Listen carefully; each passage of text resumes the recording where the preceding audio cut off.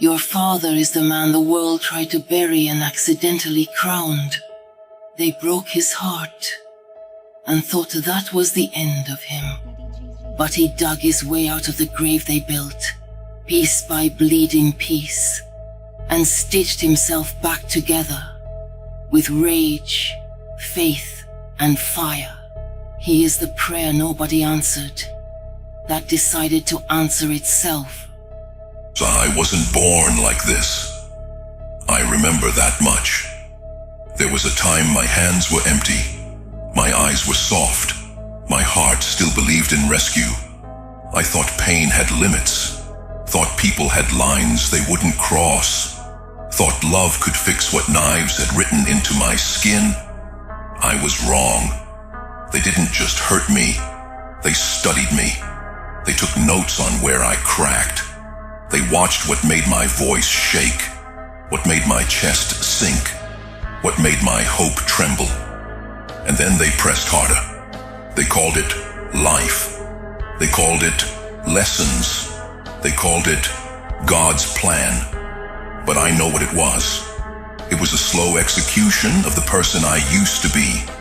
There was a version of me who still hoped, who still thought tomorrow might be kinder, who apologized for existing too loudly, for asking for too much, for bleeding where others could see that version of me begged, cried, prayed, waited for apologies that never came, waited for hands that never reached back, waited for someone to say, I see what they did to you.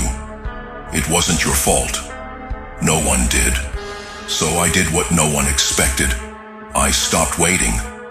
They kept pushing me toward the edge, laughing like it was a joke, like I was entertainment, like my breaking point was something they were owed. They mistook my silence for weakness.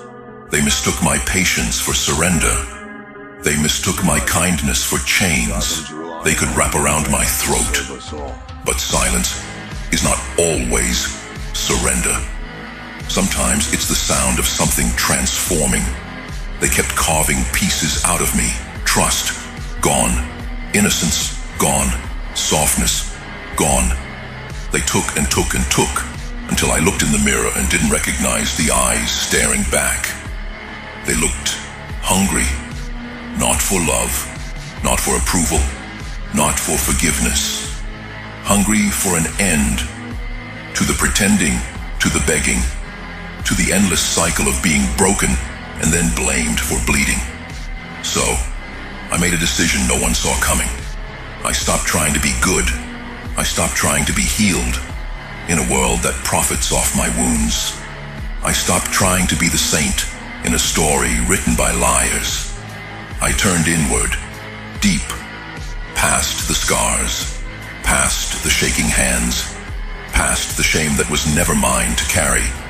And I found something waiting. Not an angel, not a savior, not a gentle light promising me peace. I found the thing they warned me about. The thing they said lived in shadows. Under the bed, in the corners of my mind, I found the demon. It wasn't a stranger. It had my face, my memories, my rage, my disappointment, my grief stacked like bones no one ever buried properly. It looked at me like it had been waiting a very, very long time. I didn't run. Where was I supposed to go? Back to the people who called me too much and then tried to swallow me whole.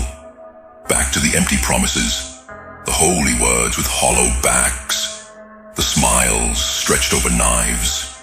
No. So I sat with it, with me. I listened to the voice I had spent my whole life drowning in apologies. I am the one they made. It whispered. I am what happens when you pour betrayal into a child's chest and call it love. I didn't argue. I knew it was right. Every time they laughed at my pain, I grew another fang. Every time they lied to my face, I grew another horn. Every time they pushed me down and told the world I had fallen, another scale hardened over my heart. Until one day, I stopped being a victim and became something else entirely. They called me dramatic when I cried. They called me selfish when I needed help. They called me ungrateful when I stopped accepting their poison and calling it care. Now, they call me a demon. Fine. They never wanted to understand me. They only wanted to control me.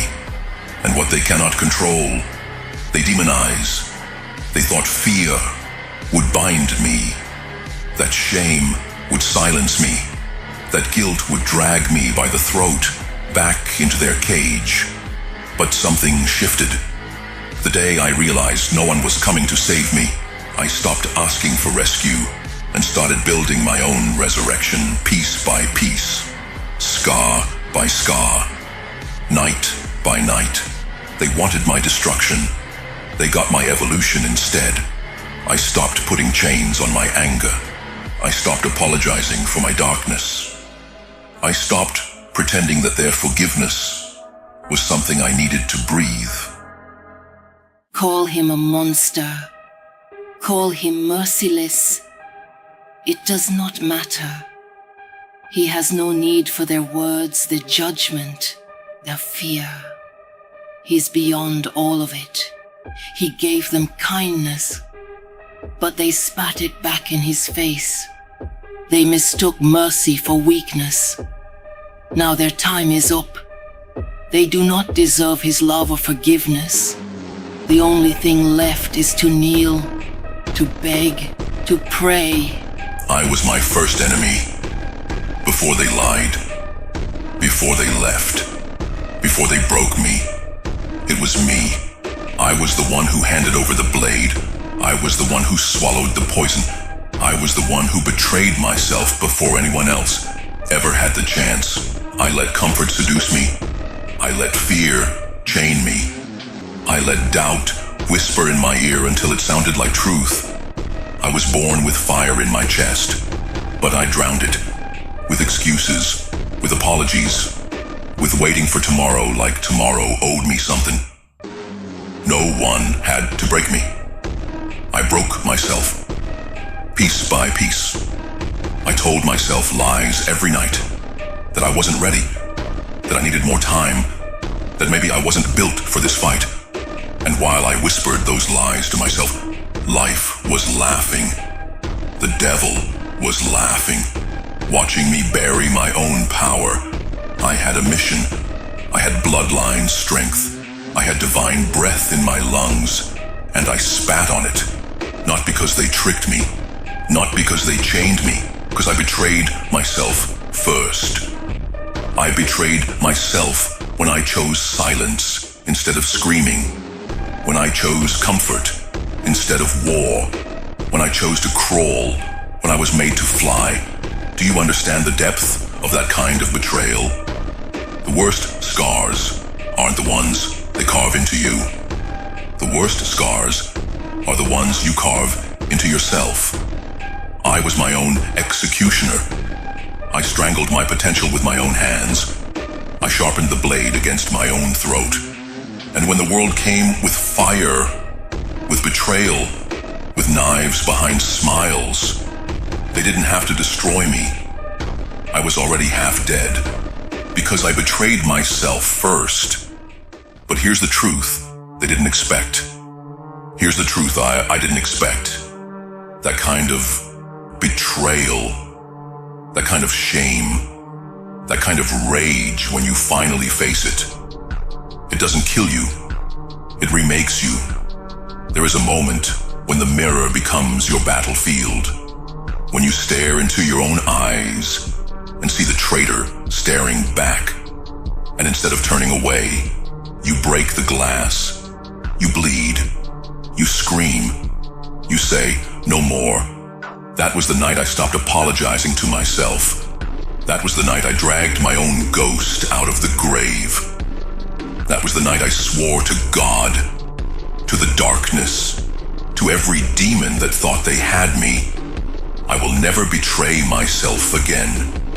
Do you know what happens when you make that vow? When you stop being your own enemy, When you finally pick up every broken piece of yourself and forge them into a weapon, you stop begging. You stop waiting. You stop asking for permission. You rise.